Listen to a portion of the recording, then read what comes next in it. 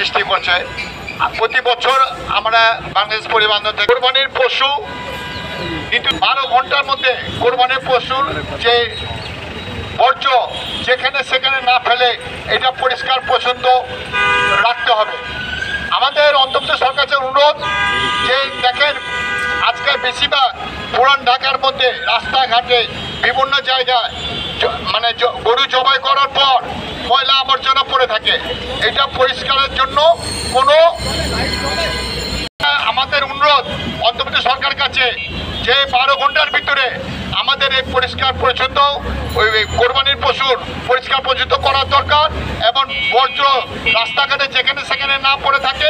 তার সাথে কারণ এখানে এইটা বিভিন্ন বর্জ্য যদি সঙ্গে সঙ্গে না ফেলা হয় এটা বিভিন্ন রোগের সৃষ্টি হয়। যাবে না, তাতে যে পচা দুর্গন্ধ ছড়ায়, পরিবেশকে দূষিত করে, এটা একটা অবোধ শিশু সেটা উপলব্ধি করতে পারে। সকলের নৈতিক দায়িত্ব এবং এই দায়িত্ব পালনে আপনার সর্বদা সচেষ্ট থাকার অত্যাবশ্যক যে আপনি আপনার এই কুরবানির বর্জ্য যথাস্থানে সঠিক ব্যবস্থাপনার মাধ্যমে ফালাবেন। এতে যাতে আপনি একটা বর্জ্য যদি যেখানে সেখানে ফালান সেখানে আপনিও ক্ষতিগ্রস্ত হবেন, দুর্গন্ধ যাবে আপনার নাকে, আপনার ফ্যামিলির মানুষ, আপনার পরিবেশ, আপনার সমাজ, আপনার দেশ নষ্ট হবে। সুতরাং আপনাদের কুরবানিকৃত পশু দ্বারা কারোর ক্ষতি করব না, কেউ যেন আমার কুরবানির দ্বারা দুর্গন্ধে ক্ষতিগ্রস্ত না হয়। ধন্যবাদ আয়োজক কমিটি। সুনির্দিষ্ট জায়গায় গরু জবাই ও দ্রুত বর্জ্য অপসারণের দাবিতে আজকের এই সমাবেশে আমি আমার পক্ষ থেকে সংহতি জ্ঞাপন করছি। দেওয়া হয় তার বাইরে যাতে হাত না বসানো হয়, এতে জনদুর্ভোগ বাড়বে। সরকারি প্রশাসন আইনশৃঙ্খলা বাহিনী এটা তদারকি করবে এবং হাইকোর্টে একটা নির্দেশনা আছে কোনো রাস্তায় এবং কোনো খেলার মাঠে বা পার্কের ভিতরে হাত বসানো যাবে না।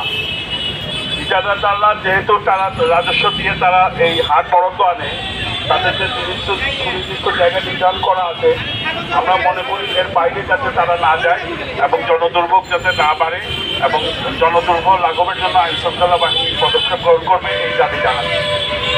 স্লটিং হাউস করা হয়েছে গরু জবাই পশু জবাইয়ের জন্য, যে বিগত বছরে স্লটিং হাউসগুলি যে করা হয়েছে এইগুলি কেন কার্যকর নাই, এর জন্য তদন্ত করা দরকার। জনগণের টাকায় কোটি কোটি টাকা দিয়ে স্লটিং হাউস করা দরকার, যেটা কোনো স্লটিং হাউসে একদিনে 1400 গরু পর্যন্ত পশু জবাই দেওয়া যায়।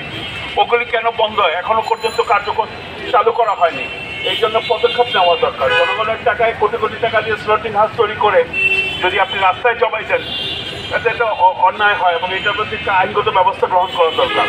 আমরা মনে করি সিটি কর্পোরেশন, ইউনিয়ন পর্যায়ে, পৌরসভা পর্যায়ে বিভিন্ন দপ্তর তারা ব্যবস্থা গ্রহণ করে সম্মিলিত প্রচেষ্টার মাধ্যমে দ্রুত বর্জ্য অপসারণ, সুনির্দিষ্ট জায়গায় কোরবানি এবং সুনির্দিষ্ট হাট ব্যবস্থা কার্যকর করবে এই দাবি জানিয়ে আমার বক্তব্য শেষ করছি। ধন্যবাদ।